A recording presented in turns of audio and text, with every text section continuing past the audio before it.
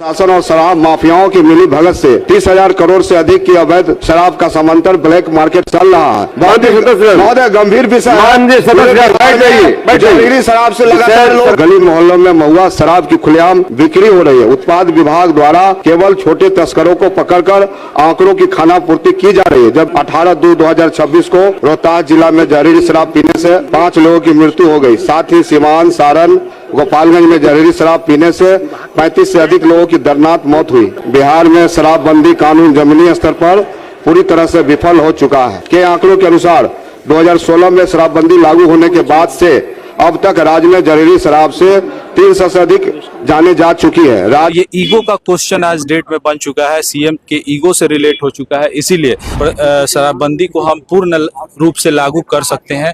कहीं उसमें loop hole नहीं हो तो बहुत बढ़िया है। अगर लागू नहीं कर सकते हैं, किसी तरह की कमी रह सकती है, तो उसको कंट्रोल्ड वे में कर सकते हैं। और शराबबंदी और तमाम तरह के ऐसे मुद्दे थे, बेरोजगारी, इन सब। नमस्कार।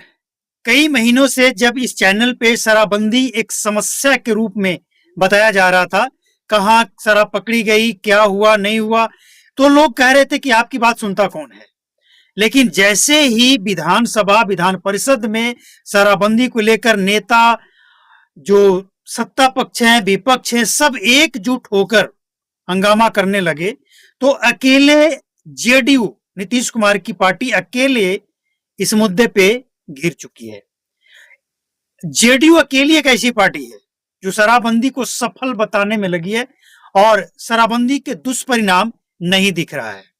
देखिए, ये एक दबाव है, एक प्रेशर है नीतीश कुमार के ऊपर। भले ही नीतीश कुमार शराबबंदी को हटाएं या ना हटाएं, लेकिन इतना प्रेशर जरूर है कि जो जमीनी हकीकत है उसे देखने के लिए, उससे समझने के लिए सरकार को मजबूर कर दिया गया है। ऐसा नहीं है कि नीतीश कुमार अचानक से शराबबंदी कानून वापस ले लेंगे और शराब चालू कर देंगे, ऐसा संभव ही नहीं है। लेकिन समीक्षा होगी, और समीक्षा में क्या होना चाहिए। देखिए, सबसे पहले बिहार में अगर आप किसी भी क्षेत्र से बिलोंग करते हैं, अगर आप इस मुद्दे को कभी भी इस पे थोड़ा ध्यान दिया है, थोड़ा सा भी, तो आपने देखा होगा कि कुछ ऐसे लोग हैं जो कंटिन्यू हमेशा काम पे गए, सुबह शाम को आए, और वो ये कहकर शराब पीते हैं कि हम थके हुए हैं, सुबह काम करना है। मतलब कहने का ये है कि कुछ ऐसे लोग हैं जो शराबबंदी के पहले से शराबबंदी के बाद 10 साल बाद आज तक पीना नहीं छोड़ा है। मतलब वो पीते ही रहे हैं। बिहार में शराब बिकता रहा और लोग पीते रहे। और यही जो एक सबसे बड़ी सच्चाई है ना, ये नीतीश कुमार को देखना चाहिए और समझना चाहिए कि आखिर इसमें कमी क्या है। अगर लोग बेच ही रहे हैं, पी भी रहे हैं, तो इसमें क्या किया जा सकता है और क्यों किया जा सकता है, क्यों जरूरी है।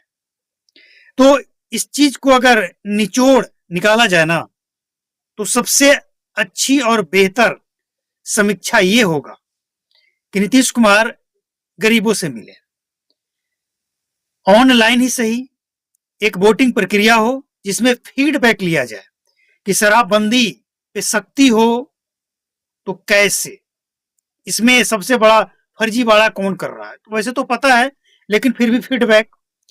और दूसरा कि शराब अगर चालू कर दिया जाए, एक कारण ये भी है बिहार में शराब चालू करने का, जो बड़ा कारण है कि बिहार का जो खजाना है ना, 400 से 1100 पेंशन, 125 यूनिट बिजली फ्री, इसके बाद किसानों को अब दिया जाना है 3,000, एक किस्त, 3 किस्त जो दिया जाता है। इसके बाद राशन जो फ्री है तो केंद्र सरकार की योजना है, लेकिन और कई योजना है जो राज्य सरकार की तरफ से, राज्य सरकार अपने तरफ से देती है। इसके लिए पैसे नहीं है। आपको शिक्षा, स्वास्थ्य विभाग को भी चुस्त और दुरुस्त रखना है, तो इन सब के लिए भाई पैसे तो चाहिए ना। और आपके पास रेवेन्यू के लिए क्या स्रोत है? आपने खर्च करने का जो बजट है उसको बढ़ा दिया, लेकिन रेवेन्यू, इसको भी तो बढ़ाना पड़ेगा। तो ये कारण बनता है। तो सरकार ये कंडीशन लाए कि जो मजदूर है, जो मेहनती है, उनके लिए इतना निर्धारित होगा और एक सख्त कानून होगा। लेकिन ये सब हम नहीं कहेंगे, ये सब जनता से फीडबैक लीजिए, जनता का क्या कहना है। और समीक्षा का मतलब यही है, ये नहीं कि 4 लोग बैठे और कानून सख्त बना दिए, पुलिस को और ताकत दे दिए और उस कानून से जिसको फंसा दिया जाए, किसी गरीब को, तो वो केस लड़ते लड़ते बर्बाद हो जाए। इसका क्या फायदा होगा? सरकार कोई भी कानून बनाए, कोई भी योजना लाए, अंतिम फायदा जनता को होना चाहिए। तो ये जो हंगामा बरपा है ना सदन में, विधान परिषद में, विधानसभा में, इसका एक फायदा जरूर दिख रहा है कि गरीबों को फायदा होगा। शराब जब बिक ही रहा है, जहरीली, महंगी, नकली, तो मतलब क्या है शराबबंदी का? और यहां पे 2 बातें और। पहली बात ये कि आज जो सत्ता में है और जो वो आवाज उठा रहे हैं, इनकी हिम्मत की दाद देनी पड़ेगी। लेकिन आज जो विपक्ष में है और उस समय सत्ता में थे, आरजेडी, कांग्रेस, वो लोग कभी भी इस तरह से मुद्दा नहीं बनाए।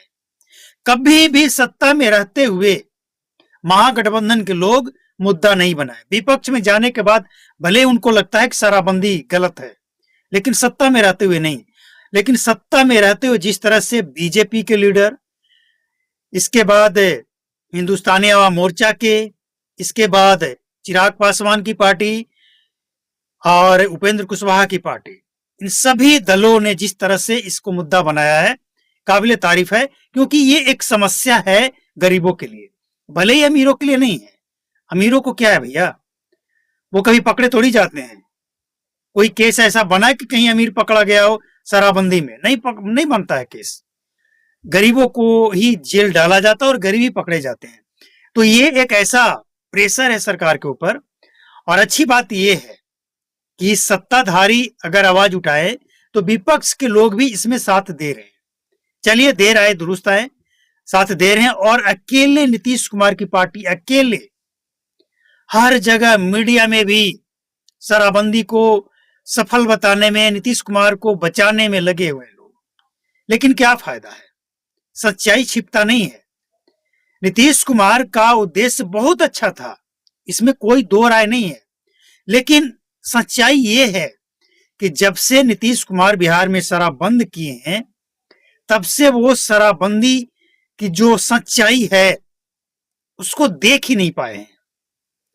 वो जमीनी हकीकत से कोसों दूर हैं। वो उनके आसपास जो लोग रहते हैं वो सच्चाई बताते हैं। अब देखिए ना, जेडीयू के लोग ही हैं ना जो आज भी नीतीश कुमार को बचा रहे हैं और कह रहे हैं शराबबंदी बहुत अच्छा है, आप क्या चाहते हैं, क्या शराबबंदी खत्म कर दें, इस तरह की बातें कर रहे हैं।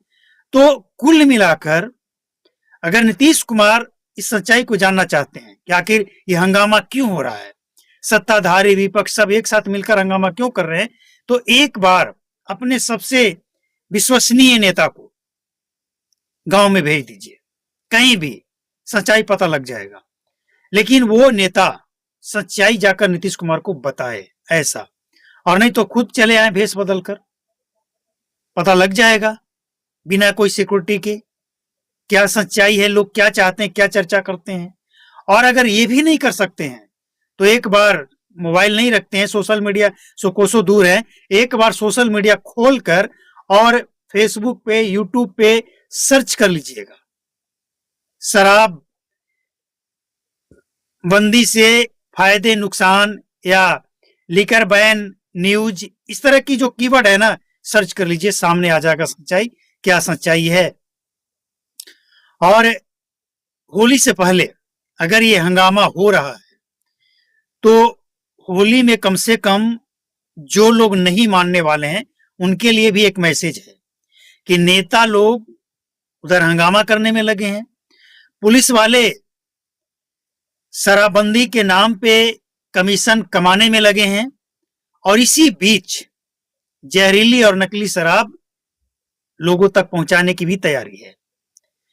प्रशासन के लोग लाख दावे कर लें, शराब बिकना बंद नहीं होगा, जैसा कि पिछले 10 साल में नहीं हुआ है, होली में भी बिकेगा। तो जो लोग होली में शराब पीने वाले हैं, कम से कम इस बात का ध्यान रखिए कि कोई प्रशासन, कोई नेता जिम्मेवारी नहीं लेगा।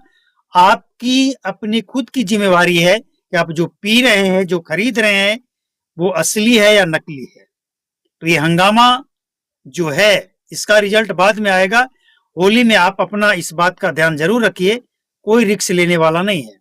यहाँ तो पोस्टमार्टम रिपोर्ट भी बदल दिया जाता है कि जहरीली शराब से मौत ही नहीं हुई है। तो संभल कर।